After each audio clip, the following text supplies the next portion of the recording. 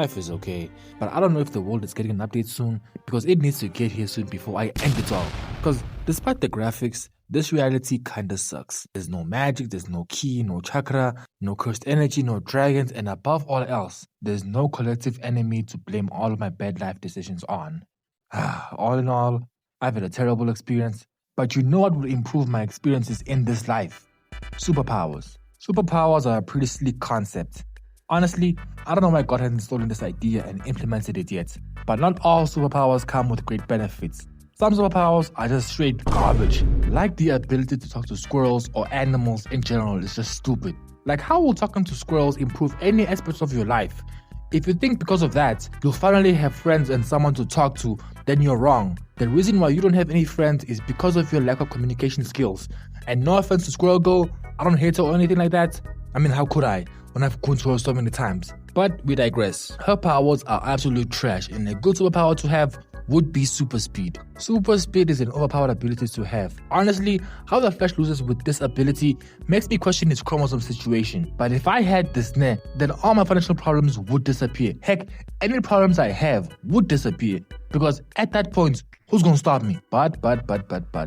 Let's not do any of the obvious powers like, flight or superhuman strength.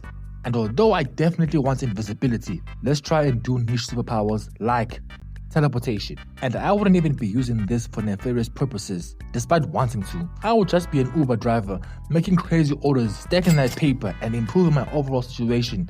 And I know a lot of people might agree with me on this one, but one power that people seem to hate, which really confuses me, is immortality. People are under the impression that immortality is a curse, and honestly, curse me with immortality.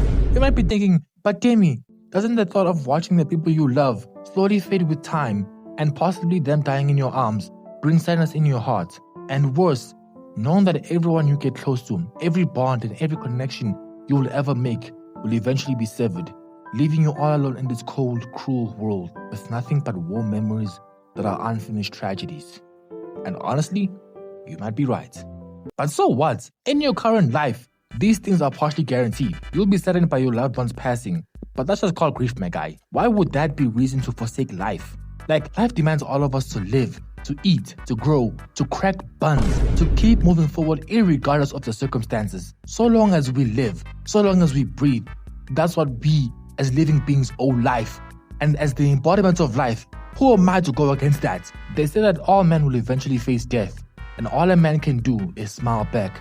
That smile being an act of defiance. But what's more defiance than not facing death to begin with? Right? Honestly, I don't really understand why people hate immortality. Arguments like, well, when the earth blows up, you'll be stranded in the void, freezing vacuum of space, all alone. Yeah, and?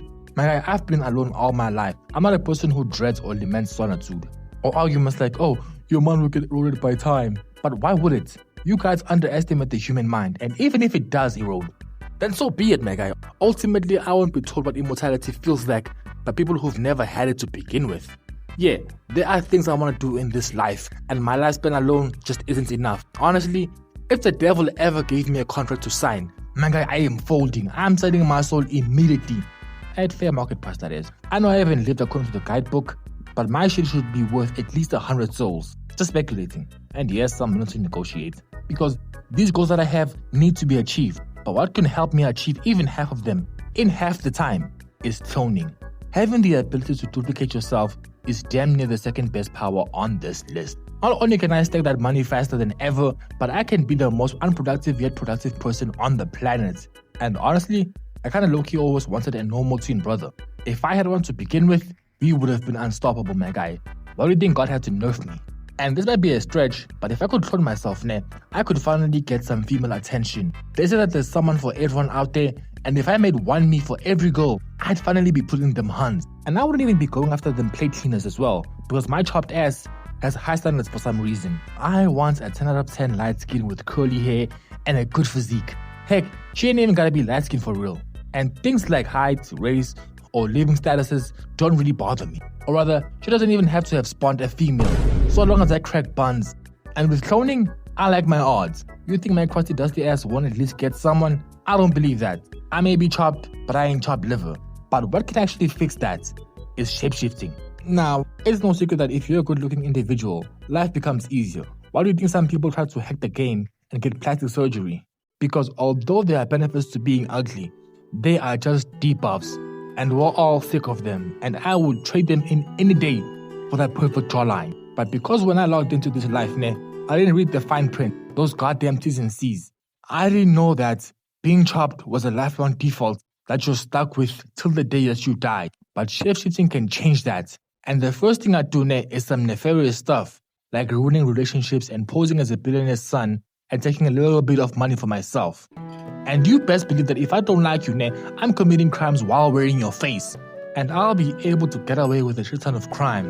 But then after a few years of doing that, maybe I'll just tone it down a bit, be a model, start a family, and live a normal life. But if this is the extreme version of shapeshifting, and I can turn into literally anything, including inanimate objects, then I am turning into a dildo and go into a lesbian's household for the rest of my life and finally making my bloodline proud. Game is game. But before I settle down like that, the first thing I'd do is that I would turn into a fish and explore the depths. Heck, even space would be an option. I'd be a certified explorer making crazy numbers. But another dope power to have would be telekinesis, the ability to move things with your mind. Now, I'm a lazy person, extremely lazy. So lazy that if I had telekinesis, I wouldn't do much with it. Just steal money, make food, maybe even bathe while laying down. Even though that's impractical, I like it. I don't know why stories almost never display superpowers like this. Every time superpowers have to be used, it has to be near the end of the world or something. Sometimes I just want to see someone clean their house while watching their favorite show and doing some lazy man activity. And I just really like how Quicksilver was portrayed. Like, I want more of that. If that's too much to ask? Heck, I wouldn't even need to ask someone anything if I had mind control. Now, as I've said in one of my previous videos, I'm a mentally sick individual. There are some things that I think of that even scare me. But the first thing I'd be getting rid of in this world is relationships. I don't know about other places, but here in South Africa, you see couples everywhere. People be holding hands and hugging at almost every street corner, in the middle of the road, under a tree. These couples don't mind even doing that shit in the middle of the supermarket, on top of my meat. Sadly, not that meat. But the chicken and the fish, like, goddamn, rub it in, will you? Like, I'm an unemployed person, and they have all the time in the world. But these couples seem to have 48 hours in a single day. Cause people be standing or walking together for more than 8 hours. What they actually talk about for this long beats me. And this low-key pisses me off. Cause how can these selfish people be out here indulging in themselves when the children out here starving in Africa? How can they be happy when there's so many people out there suffering? Like, these people really don't have any shame nowadays. So I don't mind doing the whole world a favor and controlling the girl to get into a relationship with me instead. What? Can't I be happy too? Do you think that all the selflessness I'll be doing will be for free? No, baby! But okay, let's find better uses for mind controlling, like betting. Sabotaging another team while placing my parlay on the other team is villain behavior, and I am proud of myself for thinking of this. I'll be doing things like singing Baby Shark inside the other team's head, and they won't even be able to stop me. With this strategy, I will always have my parlay while essentially fixing the match. And speaking of fixed matches, Canelo and Crawford. Like, come on, man. Come on. Like, I don't know how much they paid Canelo to spam one move the entire time. Like, the entire time. But come on, man. Come on. I won't say much, but how is it that wrestling is scripted, yet it is somewhat more fair than boxing? Come on. But I digress. Now, I know that I started this video by saying that, like, life is boring and we need superpowers. Yet here I am right now using powers to just get money or, get laid. And, well, yeah, that seems to be the case. That's crazy, right? But what of it? There'll definitely be a part 2 to this. Just wait on it. And, well, that's all, folks. Am I allowed to say that? Legally? Legally?